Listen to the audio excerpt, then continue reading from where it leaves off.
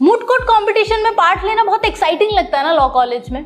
First year हो या fifth year, moot court competition में एक्सेल तो सब करना चाहते हैं, पर कुछ मिस्टेक्स मूड कोर्ट कंपटीशन में ऐसी भी होती हैं जो आप लोग अवॉइड नहीं कर पाते हो और कोई बताता भी नहीं है कि इसको सही कैसे करना है। तो इस वीडियो में बात करते हैं वो टॉप 5 मिस्टेक्स की जो आप मूड कोर्ट कंपटीशन में अपने कॉलेजेस में करते हो और उनको कैसे अवॉइड कर सकते हो। बट उससे पहले इंट्रो तो देख लो यार।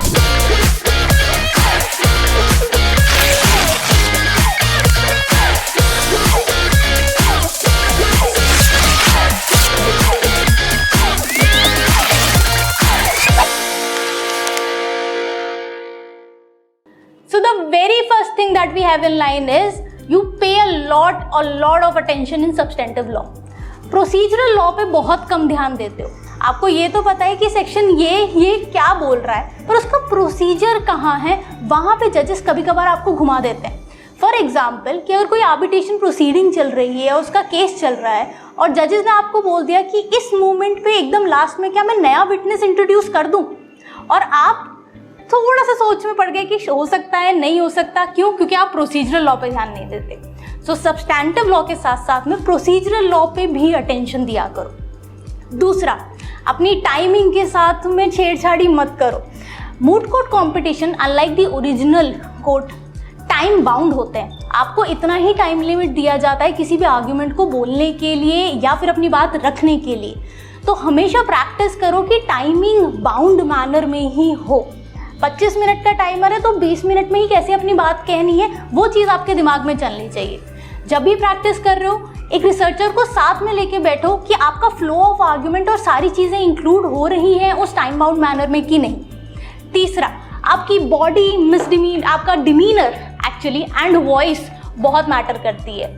सामने वाला बंदा जो जज है आपके लिए, वो आपको एज अ लॉयर ही देखता है। उसको एक्सपेक्ट है कि यार ये लॉ स्टूडेंट नहीं है, ये ऑलरेडी वकील बन चुका है। तो वो आपकी वॉइस मॉड्यूलेशन में, आपकी बात कहने के तरीके में, आपके आई कांटेक्ट तक में यही देखेगा कि आप एक लॉयर की तरह बात कर रहे हो कि नहीं कर रहे। तो अपने उस पोस्चर को बहुत अच्छे से ध्यान में रखा करो और उसी कॉन्फिडेंस के साथ में मूड में जाया करो। Fourth, very important and this is actually very important, can't stress enough, do not mislead the court. Court को बेवकूफ़ बनाना आसान सुनने में लगता होगा पर होता नहीं है। कभी कभार हम लोग अपनी फैक्चुअल सिचुएशन में या कभी भी कोई फेक केस बना के अपनी बात को थोड़ा स्ट्रॉन्ग बनाना चाहते हैं, क्योंकि यार उस मोमेंट पे केस नहीं याद आ रहा था, उस मोमेंट पे याद नहीं आ रहा था कौन सी बेंच थी, पर केस बता देते हैं कि ऐसे केस में XYZ हुआ था, जैसे पेपर में कभी कभार लिख देते हैं। बट अगर गलती से जज ने पकड़ लिया तो ये बिग नो है और बहुत नेगेटिव नंबर चले जाएंगे। हो सकता है कि आप सब कुछ फॉलो कर रहे हो बट लास्ट में आके आपने ऐसा कोई ब्लंडर कर दिया। सो मेक श्योर कि आप जजेस को ऐसे बेवकूफ़ मत समझो और ना ही बनाने की कोशिश करो। And last but not the least, stay very very calm and compose. आपको बहुत आराम से अपनी आर्ग्यूमेंट बोलनी है। ऐसा नहीं लगना चाहिए कि एक स्क्रिप्ट चल रही है। कन्वर्सेशन करो जजेस से, उन्हें समझाओ तुम्हारी बात क्या है, तुम्हारा केस क्या है और उस केस को किस तरीके से तुम आगे फॉरवर्ड लेकर जाना चाहते हो। ठीक है, सो अपनी कन्वर्सेशन करो जैसे कि हम दोस्तों से बात करते हैं, वैसे ही जजेस का भी मोटो रखा करो, with good demeanour but with a very strong notion.